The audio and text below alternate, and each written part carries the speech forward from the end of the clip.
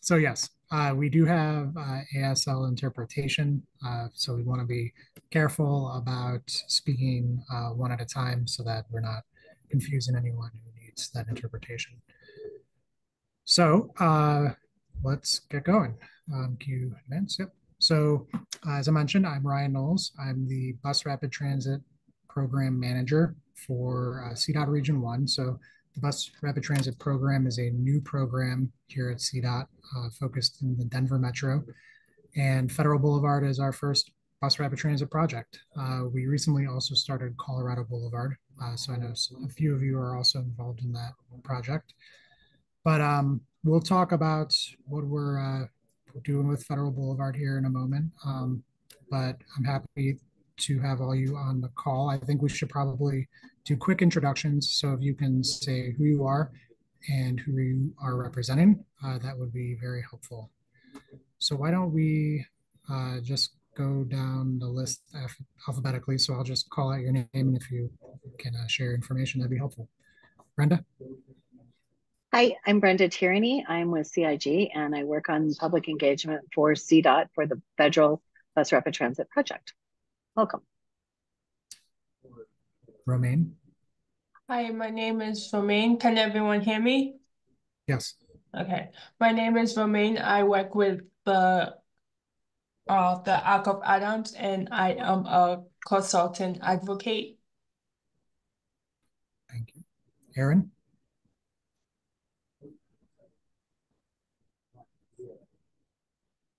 Hi there, can you hear me? Yes.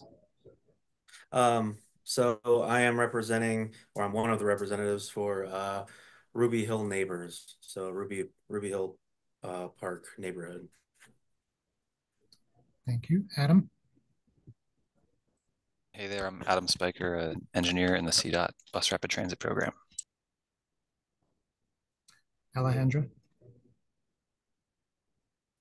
Hello, everybody. I'm Alejandra Castañeda. I'm a pedestrian dignity and sustainable transportation advocate, and I live about a block and a half from Federal on West 40th Avenue.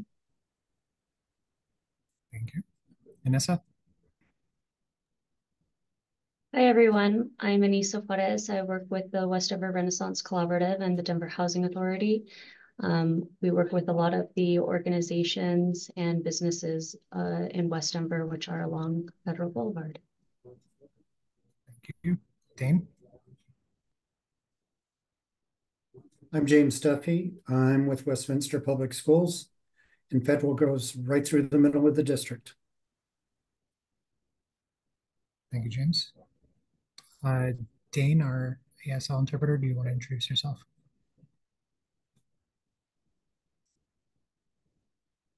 Hi, I'm the ASL interpreter, Dane, here.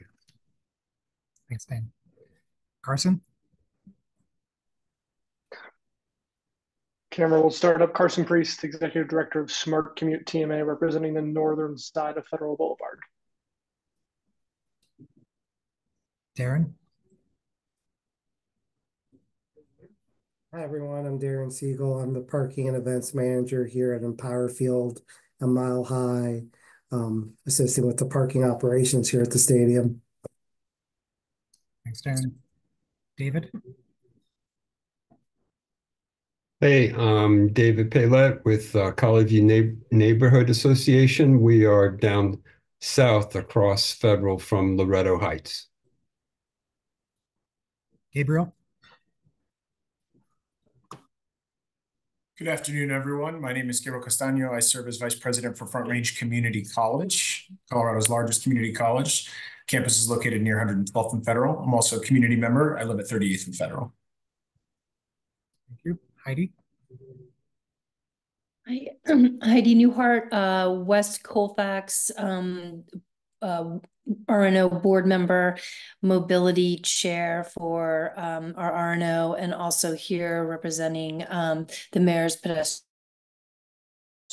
Advisory Council. Heidi. Jamie?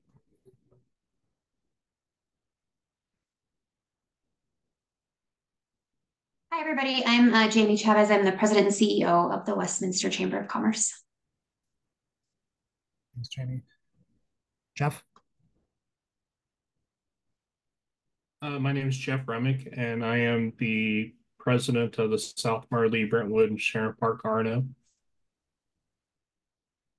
Jill? Good afternoon. I'm Jill Locantori, Executive Director of the Denver Streets Partnership. We advocate for people-friendly streets citywide, but Federal Boulevard has long been one of our top focus areas. Thanks, Jill. Lance? Yes, good afternoon. My name is Lance Guinella. I'm with Southwest Improvement Council in Denver. We're located in Southwest Denver, and a majority of our seniors that come in for the senior lunch use Federal Boulevard. Thanks, Lance. Leah? Hi, I'm Leah Campbell. I'm also with the Ruby Hill Registered Neighborhood Organization. We're in Southwest Denver. Melinda? Hi everyone, Melinda Reese with Felsberg, Holt, and Ullevig, and I'm the Deputy Project Manager on the consultant side. Michael? Michael Gates, Jefferson Park and I neighbors. Apologies, I'm with my family on vacation, so I won't be seeing me. Well, thank you for taking time on your vacation. Michelle?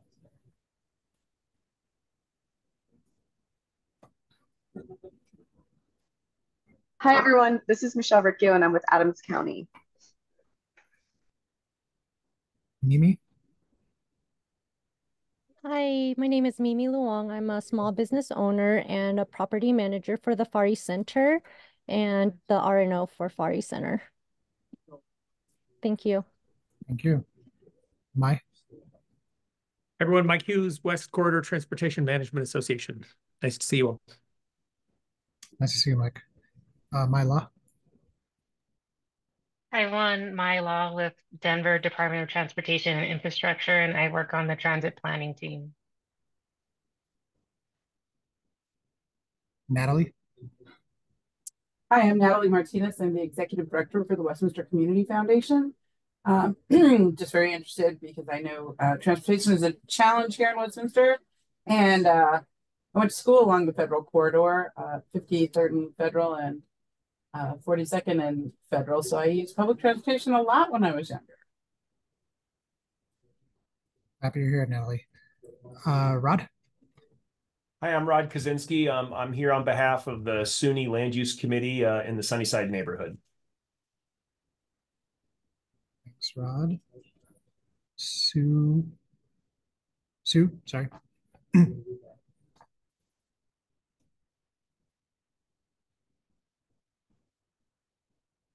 Are you there? Sue, I'm the interpreter. Oh, okay. Sorry about that. I was confused by the interpreter part. Tony?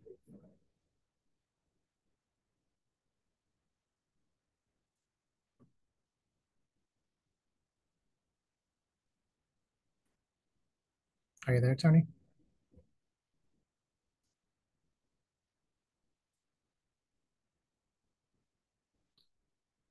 Okay. Yanni? Hi, everybody. This is Yang Mi. I'm the executive director with Banning, and we have a large Hmong community down there in that area that we help out with. So thank you. Thank you. And I think that's everyone. There's someone on a phone call whose name I can't see. Hi there. Can you hear me? Yes. Great. My name is Amber Krasta. I'm president of Harkness Heights Neighborhood Association, and Federal runs along our boundary from 44th to 41st. So excited to hear what's going on. Thanks for joining. Did I get everyone? Yes, you missed me. Hi, hi everyone. My name is Amelia, and I work at Atlantis Community. And it's an independent living center located in Denver, which is just near Federal. We are centered on an independent living program, and often our consumers and our staff use Federal Boulevard. So I'm looking forward to this meeting, and it's nice to meet all of you. Nice to meet you, Amelia. Thank you. Okay, so let's proceed, Brenda. So we wanted to take a moment and talk about the stakeholder committee. So as you're all aware, we have a diversity of organizations with us today. So RNOs, BIDs, disability advocate organizations, cultural organizations, and other community organizations focused on transportation, cultural districts, emergency services, et cetera. So our goal with the stakeholder committee is really to bring together a diversity of perspectives to help inform the development of the BRT project. So we are in the very early stages of what the design looks like. We're working through some details on how the BRT will operate, what the stations look like, what the service pattern will look like. And we've presented some of this information at the open houses to date, but we have more that we are going to be bringing forth to the community. And so we really feel that the stakeholder committee can play an important part in helping guide how we develop those things prior to community meetings and asking the community for feedback. And then also to help us engage the community. So encouraging members of your organizations to attend public meetings, to visit our webpage, participate in surveys, let us know what they think about where the project is headed, what the specific proposals of it are, what does it look like, how will it serve particular parts of the community and individuals. So, so that's really our goal with the stakeholder committee, and we intend on having the meeting be a fairly regular meeting. So at least once a quarter, we'll be asking to convene this group and really talk to you about these issues as the project progresses. So I wanted to take a moment and just give a high-level overview of BRT. I know a lot of you are very familiar with the concept, but for those of you who may be questioning what we're trying to do with the bus rapid transit project, what we're looking at is really installing a high-capacity, highly efficient bus line and bus service on Federal Boulevard. In a lot of ways, but BRT, bus rapid transit, emulates light rail. So it has a lot of the components that you would see as part of a light rail system, including platforms, enhanced stations, all door boarding. So getting on the vehicle at any door, buying your fare before you get on the vehicle, and then validating it either on the platform or on the bus. It's kind of similar to how it works on the train. And the goal is really to minimize bus delay and improve the speed and reliability of the service. So overall, what we're really trying to do is make the transit that will be on Federal Boulevard in the future competitive with driving a car.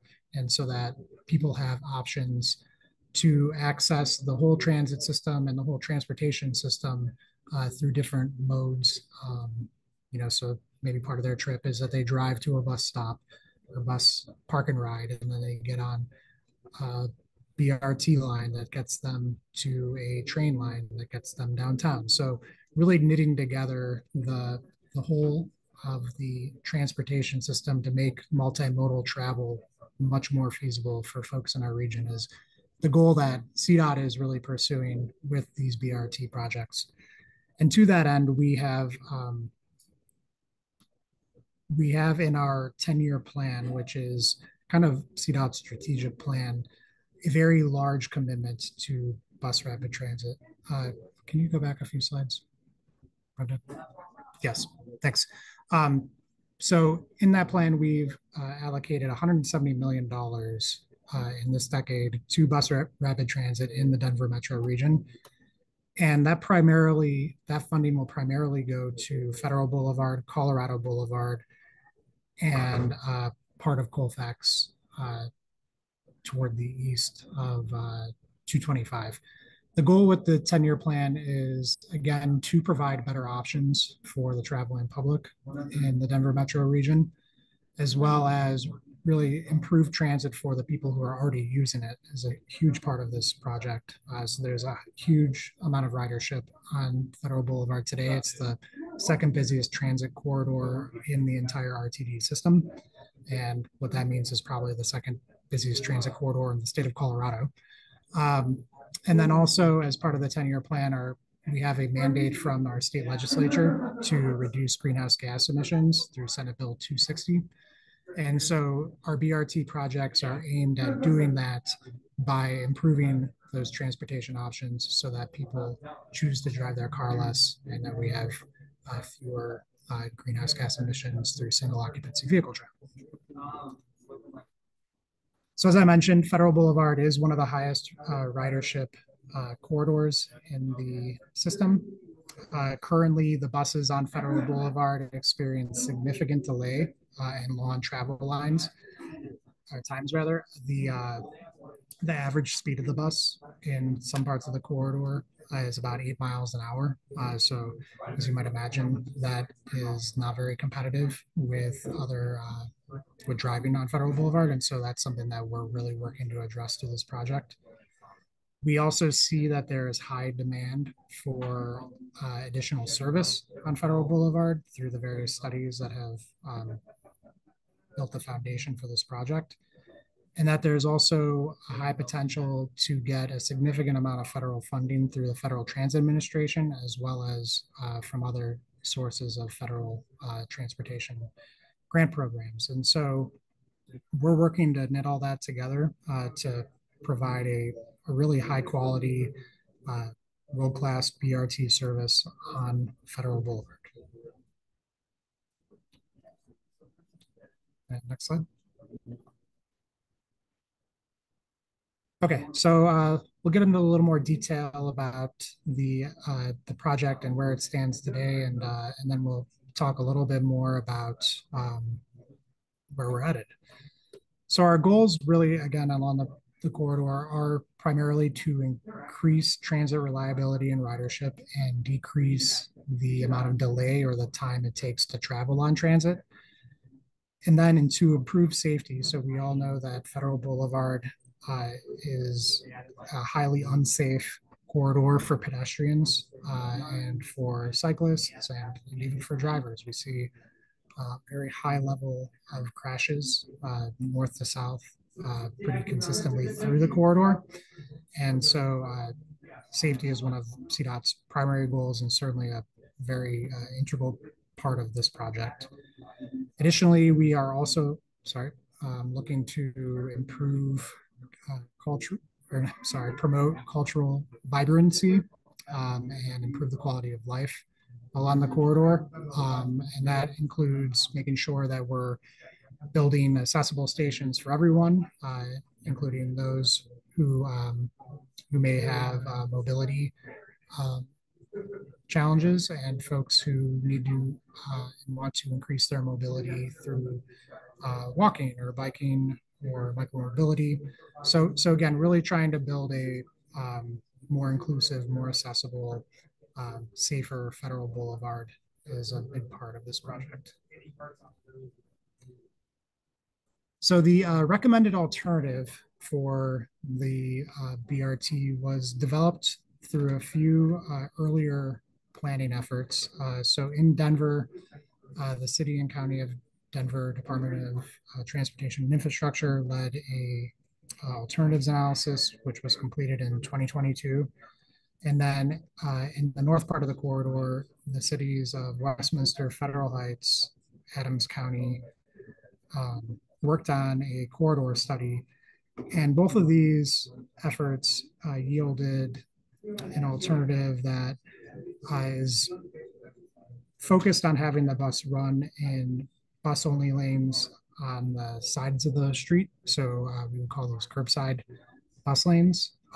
So what's different between a bus lane that rides on the side of the street versus one that is in the center of the street is that there are a few more interactions with turning vehicles on a side running bus lane. So where you have driveways, private vehicles would be able to enter the bus lane to turn into or out of a driveway. And then at intersections, the bus lane is often shared with a right turn only lane where the passenger vehicles will turn right, but the bus will continue through the intersection.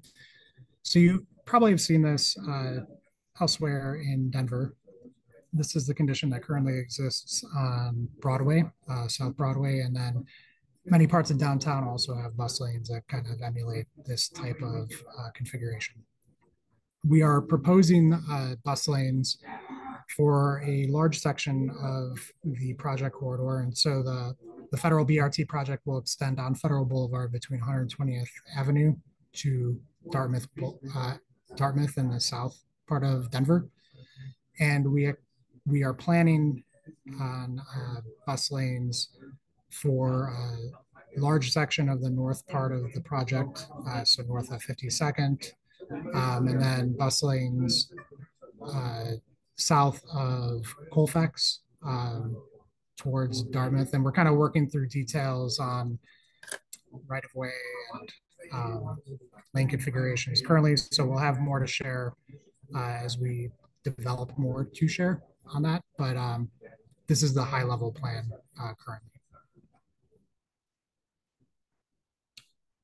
So the parts of the corridor where we do not think that we can get bus lanes in for a variety of reasons, primarily right-of-way constraints, but then also existing traffic volumes would include the section between 20th Avenue and 52nd, as well as Dartmouth Avenue extending over to the Englewood station where the bus would terminate on the south side of the project. So in this section, we've really been focused on improving the bus movements through intersections, which is where you see the majority of your delay with the bus. So we are looking at areas through this part of the corridor where we can potentially install what we call bus bypass lanes. So this is where the bus would be able to utilize a long right turn lane to move around congested traffic and then move through the intersection with priority. And then we're also, as a big part of BRT in the corridor, but particularly in this section, looking at improving the transit signal priorities so that the bus doesn't get stuck at red lights, and as it approaches intersections is able to hold a green or trigger a cycle so that it's not delayed very long waiting for a red light to turn green.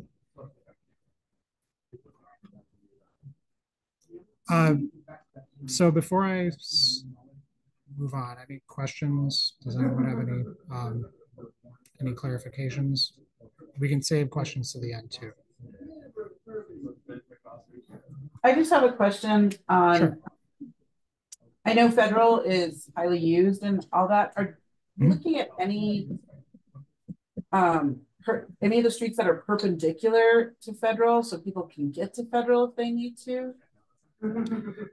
In regard to like walking or cycling or even public transport?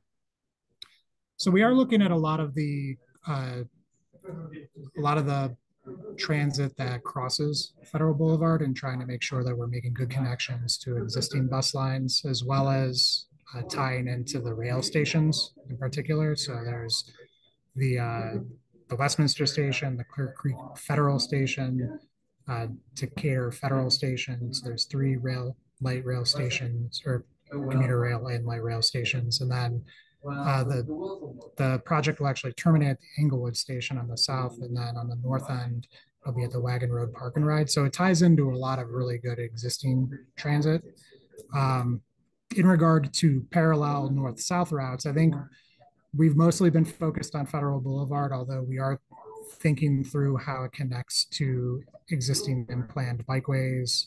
And again, just kind of like the larger transit network.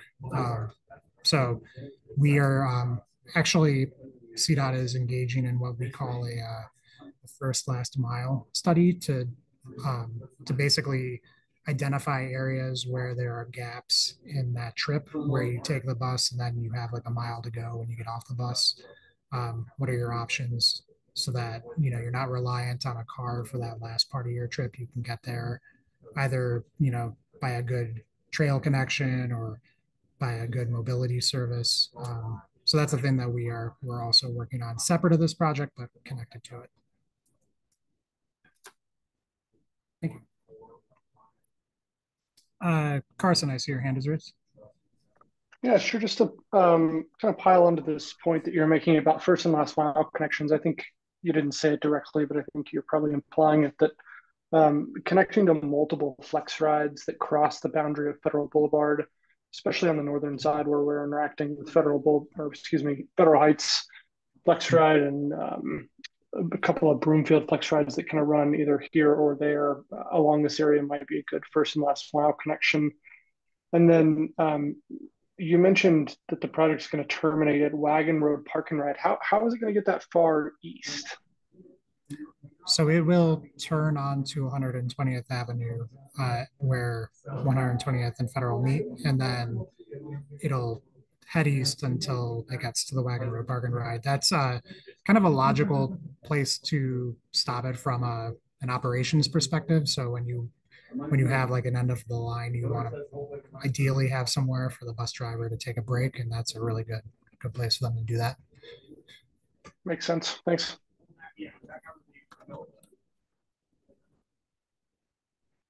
I don't see any more hands, so let's move on, and then we'll have. I got one. Oh, Mike, I see. Sorry, I didn't. That's okay. Up. No problem.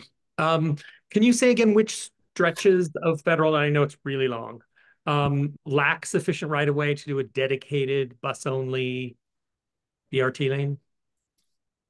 So again, we're working through the details, but currently that would be between 20th and about 52nd. Okay, great, thanks. No problem. So we did present the recommended alternative at our public open houses that we held in May. So we did get some feedback initially, just from that first foray into public meetings, and we are planning on holding many more public meetings. So there will be many more opportunities to get feedback on this as well. But this is our initial feedback. We're going to keep moving forward.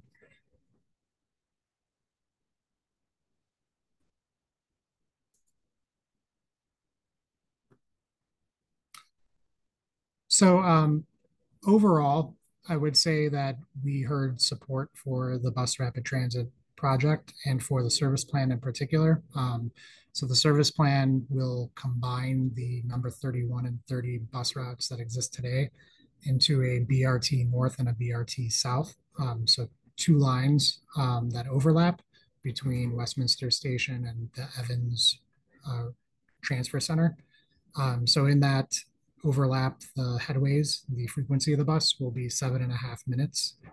And then the North line will extend from Evans to the Wagon Road Park and Ride. So north of Westminster will be 15 minutes frequency.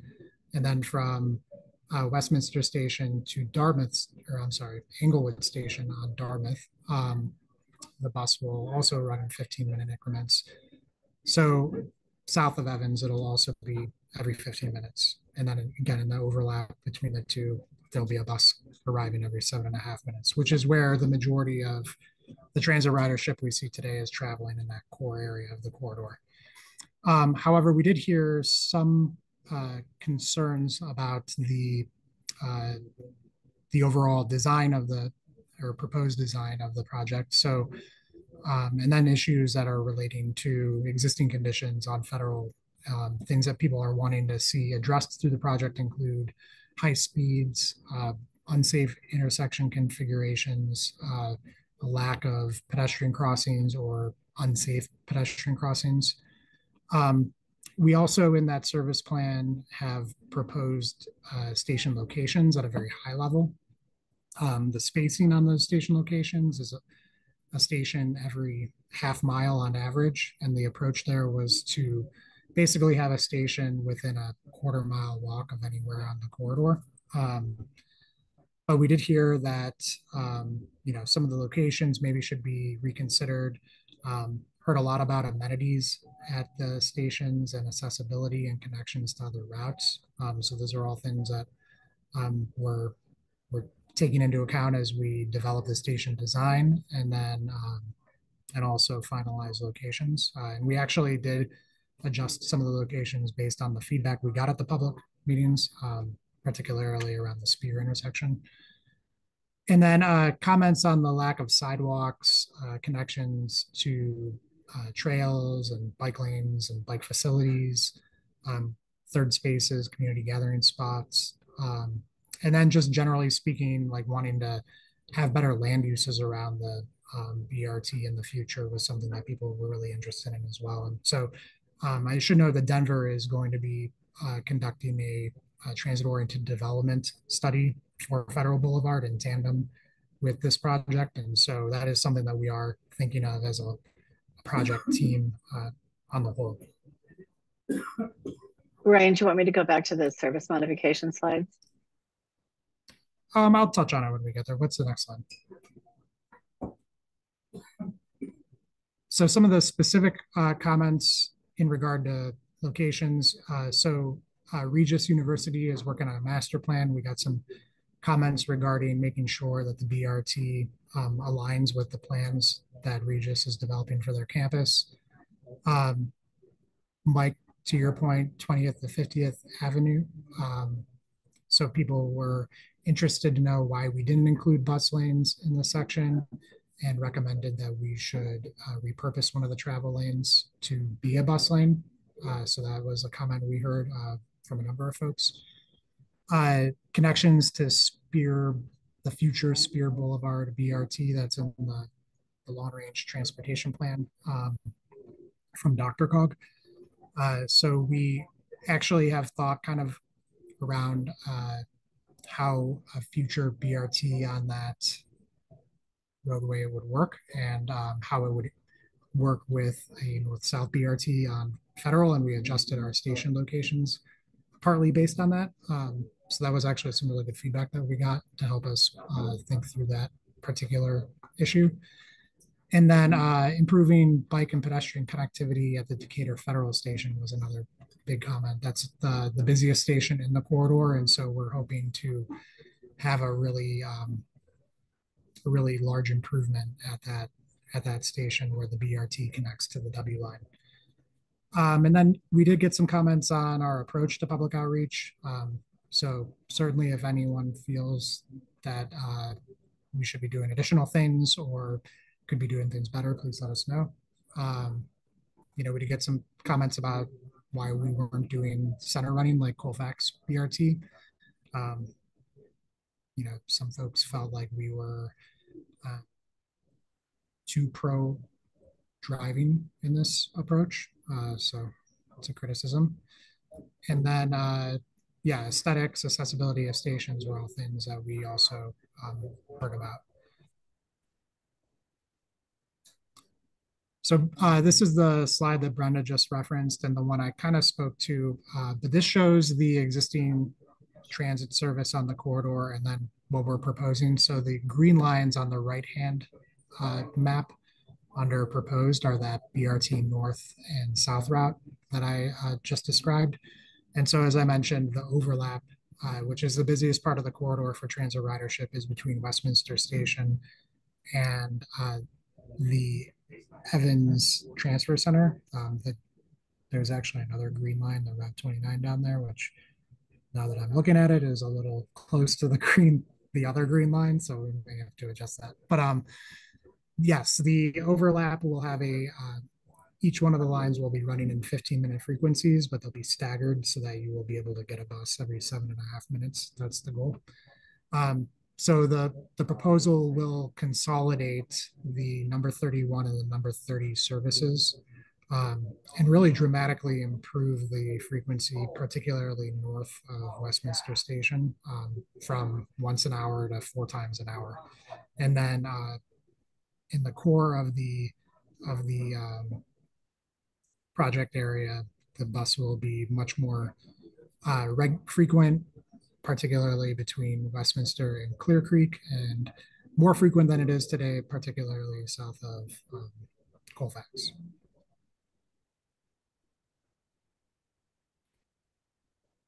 So as I mentioned, we did present at the public open houses proposed station locations.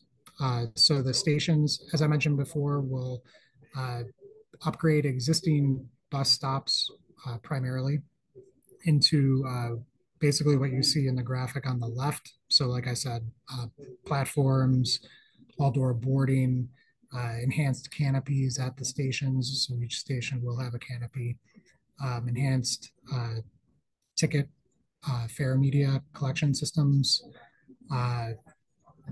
dedicated lanes, as I mentioned, where possible.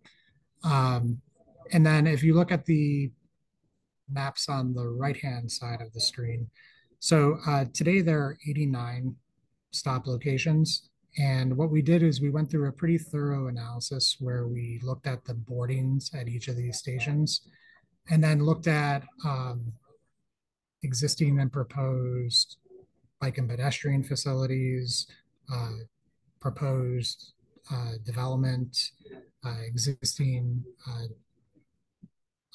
destinations. And we really came up with this plan to consolidate stations. And so we arrived at 44 station pairs, which you can see on the map on the right-hand side. And so, as I mentioned, on average, they're spaced about half mile from one another. You can see in groupings in the corridor, they appear to be closer than others, and that accounts for open space, different land uses, land use density. And so we feel that this will get us a pretty healthy growth in our ridership. So we project over the next 20 years about double the ridership that exists today. And so generally speaking, I mentioned we have adjusted the station locations based on some initial public feedback. I think if there are any suggestions on the stations, we're still open to hearing them, but we are trying to get the high level location finalized so that we can really start to work on the details of what it looks like at the ground level. Some feedback we got on service modifications. Can you go forward, Brenda? This is for them to give, the group here to give feedback on these service modifications. I think we already touched on the modifications that we got from the public. I can put those back up again. No, that's fine. So yeah, sorry, I didn't realize that this was a point for asking for feedback. So I see some hands raised. So let's start with Alejandra. Thank you. I'm wondering if half a mile distance between stations, is that best practice, standard of other BRT, like models that we want to follow? That would be kind of the largest average distance. You wouldn't want to go any longer than half a mile. And so can you go back to the map, Brenda? It is on average. So especially the south part of Denver, I think it's actually a little bit closer than a half mile. It's a little bit longer than what is on Federal. So I think it's like 0.4 in a lot of the section of Denver south of Colfax. Is that, Melinda, am I remembering that right? Yes, I don't, sorry, it took me a second to get off mute. I believe in Denver, it might even be closer to a third of a mile. I don't have those numbers up in front of me, but it's definitely closer than a half mile in the Denver portion. Okay. Yeah, that's what I recalled. And so the approach there really is to be sensitive to the communities that we're in. So obviously in Denver, there's a lot more density, and we want to make sure that, people are needing to travel as far to get to a station. Whereas, in the far north part of the corridor, the land use is just a lot different, and people are centered in different areas. And so we're trying to locate the stations there in such a way that it doesn't, it makes sense and that it's easy to access, but also keeps the bus moving efficiently. Thank you. And just a quick follow-up question to that. When you're talking about not having dedicated bus lanes between 50th and 20th, but having bypass lanes or some other enhanced transit element, are you also taking into consideration the people who are trying to access the bus around. So like if I'm a pedestrian, for example, and I'm trying to cross the street, but the light is not changing because it's waiting for the bus to pass, how will that affect my experience as a person who's trying to catch the bus, but cannot make it because my light is not changing, my walk signal is not changing? Are you also looking into those kinds of things? We are, yes. And I think that is one of the primary reasons we're focused on having the bus on the far side of the intersection, so that the bus, you wouldn't have to cross against the light to get to the bus, if that makes sense. So the bus will move through the intersection and arrive on the north side. But we are looking at this, we are looking at the signal cycles to make sure that, the improvements for pedestrians are included in the pedestrian phase of the signal.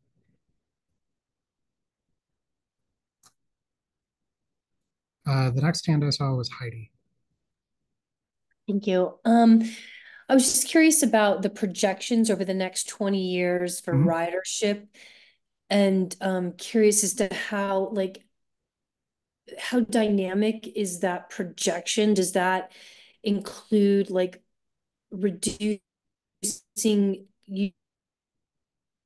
car use along and other modes that can be combined with the bus rapid? And like, I guess just wondering how to like, and is that side running with projections, how dots tend to do projections on car traffic, single occupancy vehicles. So I'm just wondering if there's, how dynamic is that math, and can we, if we're looking at increasing ridership on the bus, are we simultaneously looking at ways to like reduce single occupancy vehicle, and is there math involved in that? I don't know if that makes sense, but I'm just kind of curious how dynamic you guys get with that projection.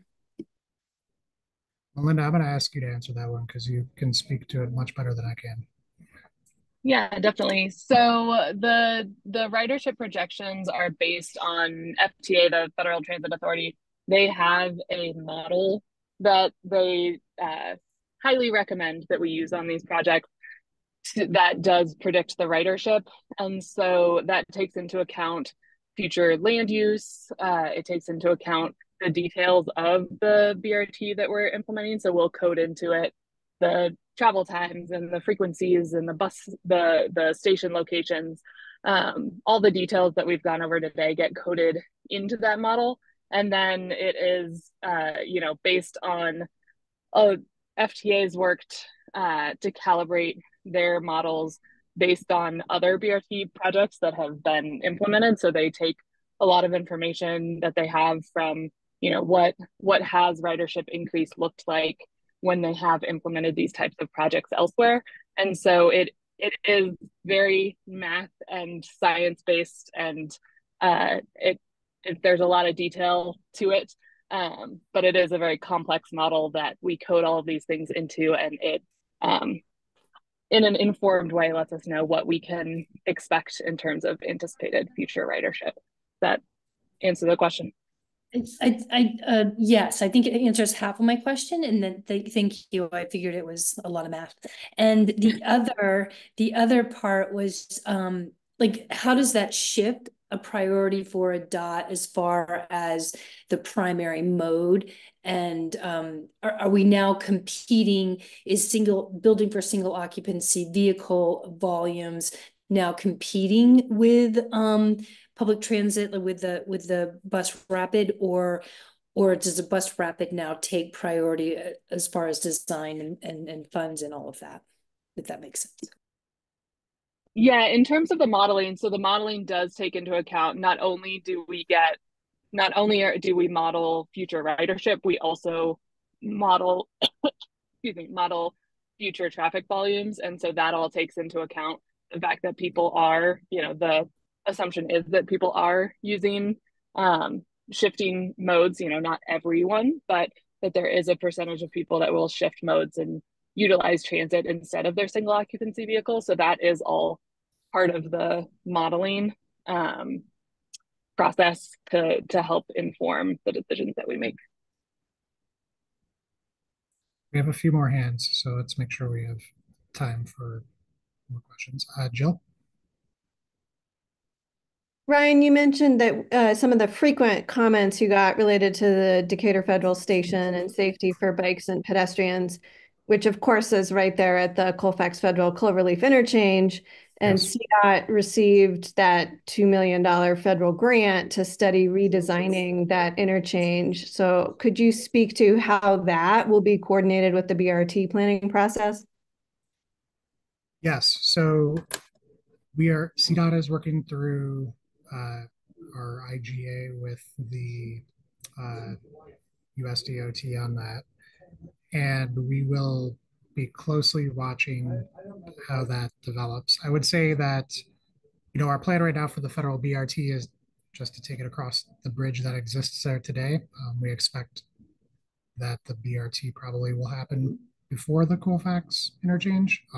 Can't say that for sure, but it looks that way. And then other than that, we're not really doing anything to the interchange aside from the ramps that go from Colfax eastbound to Federal southbound. So the ramp on the southwest side that puts drivers like right at that crosswalk on the north side of Federal and 14th.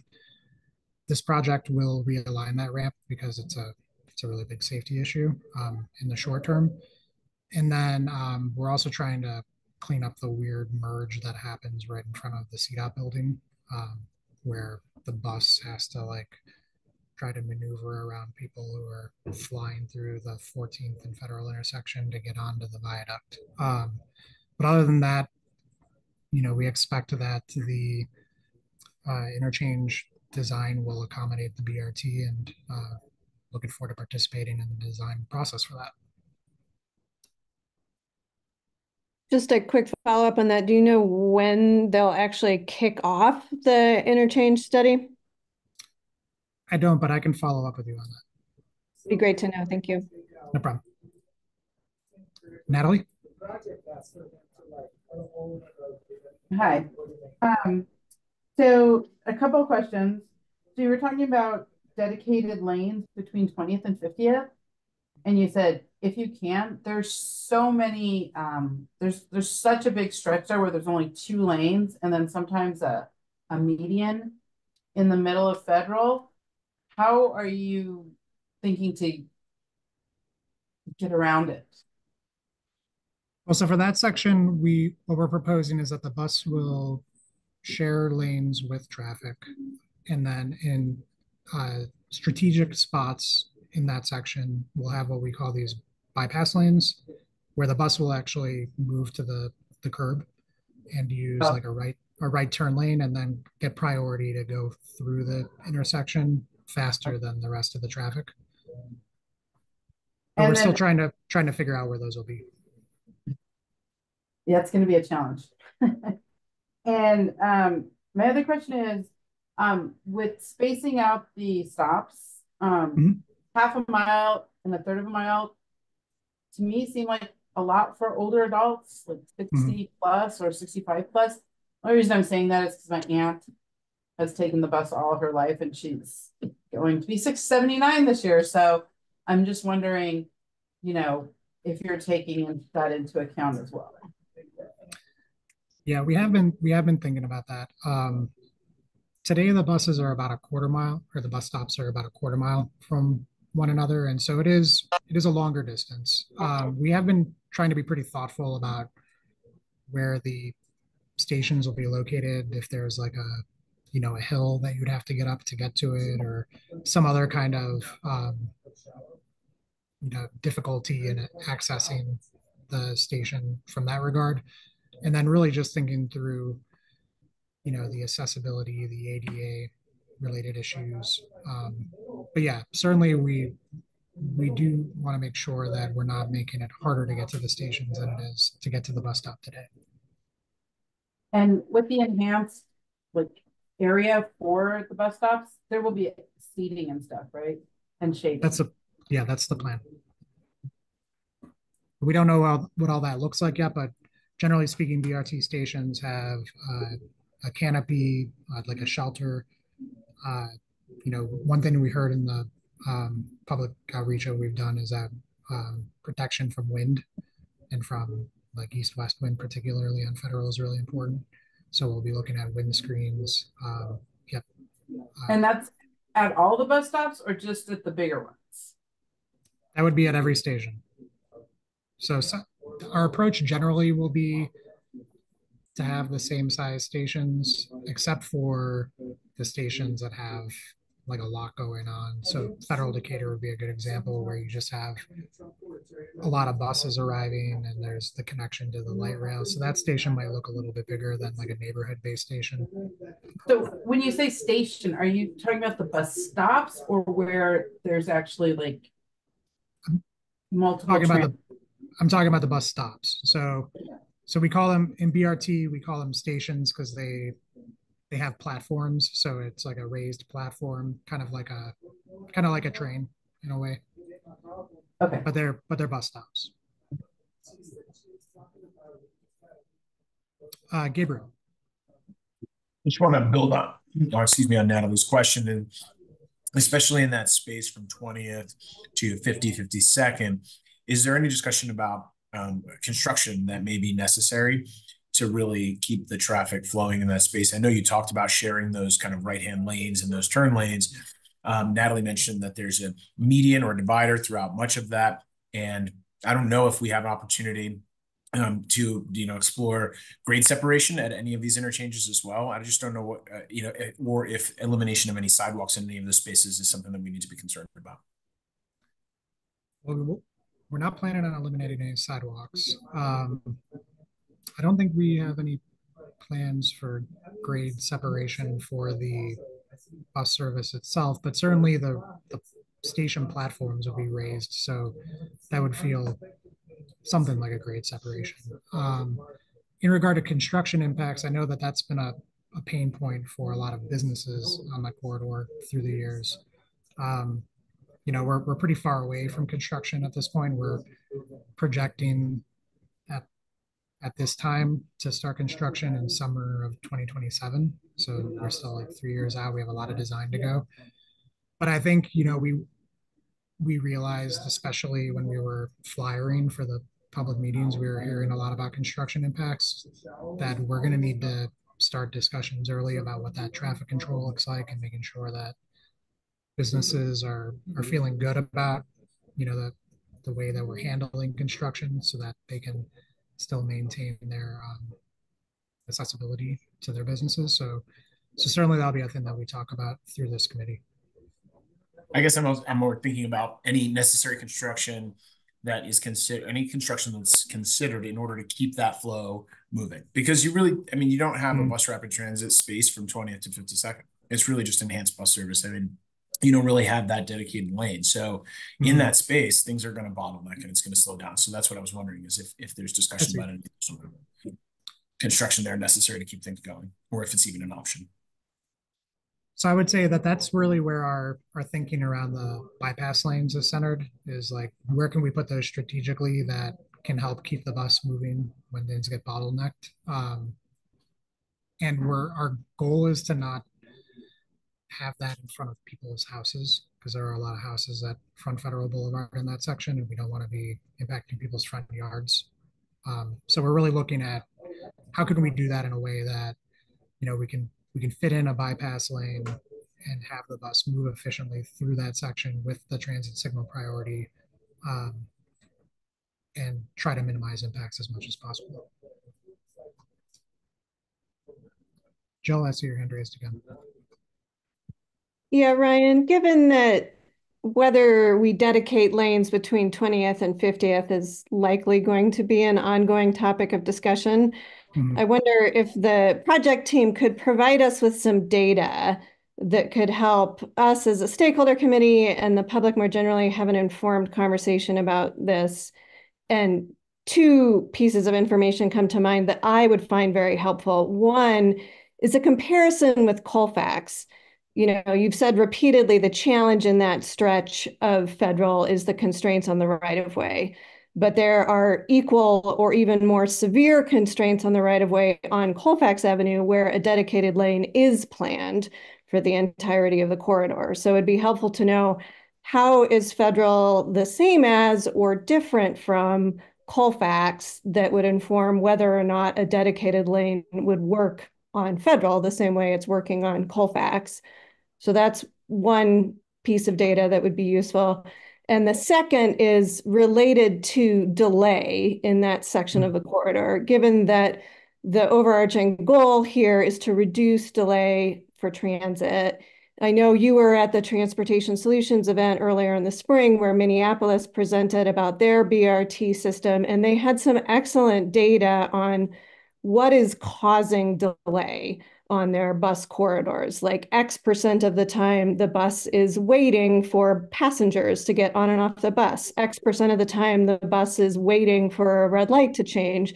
X% of the time, the bus is stuck in congested traffic with everybody else. If we could see that data for, in particular, this stretch of Federal, I think that would help us understand, of all the different strategies for reducing delay, where are we going to get the bang for the buck?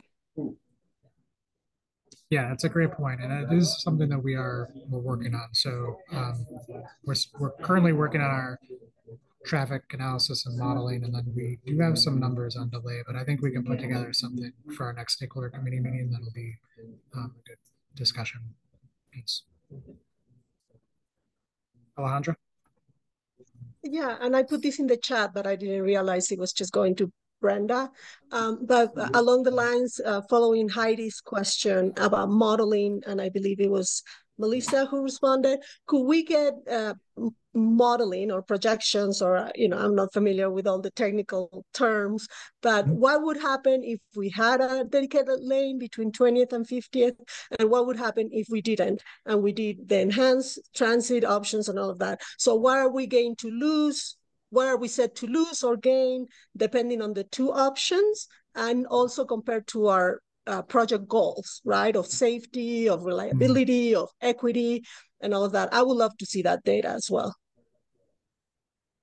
Absolutely, yeah. We'll make that a major discussion point for our next stakeholder committee meeting. I think we are at time, but I can stay on for a few more questions if anyone has them. Or you can always feel free to reach out directly as well. Everyone, quick. Oh, go ahead. Okay, just about process. So if we registered for this meeting, then we are on the stakeholder list and we'll get the next invites. Is that correct? Yes. Okay. If you received the invitation, the email, you're on the list, whether you registered for this specific meeting or not. Okay. Yeah. Well, the reason I asked was because it was sent to just like the, in my case, just to the Ruby Hill neighborhood email address, but Aaron and I are representing Ruby Hill, so I think it would be easier if those just went to us rather than that email address. I'll go through the registrations and make sure that all the individual emails are on here. Awesome. No problem. All right. And thank you. I also had a question. There was a couple of people who couldn't attend because of the time of day. And I just wanted to get a feel from the group if this time of day works, or if you want to try for a different time of day for the next meeting.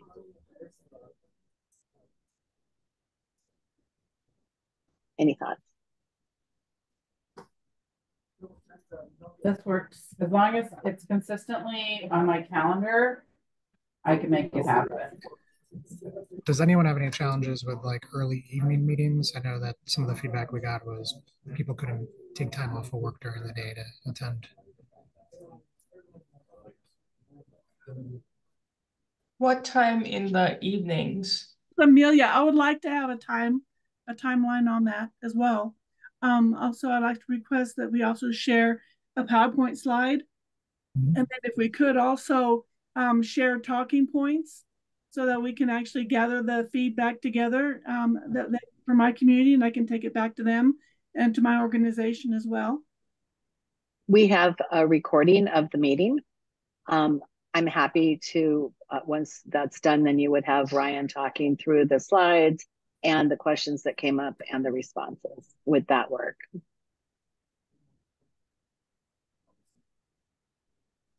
Okay, that's fine. Thank you. Thank you. Maybe what we'll do, just to, in the interest of everyone's time, is put out a doodle poll for the next stakeholder committee meeting. Will that work? That sounds great. I will do that.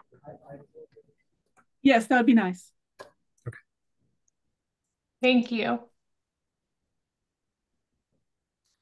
Well, thank you everyone for taking time today. Bye-bye. Yes, thank you for taking time today, and really appreciate your partnership on this. And we will share these slides in the video and work on the follow-up items we just discussed. Thank you.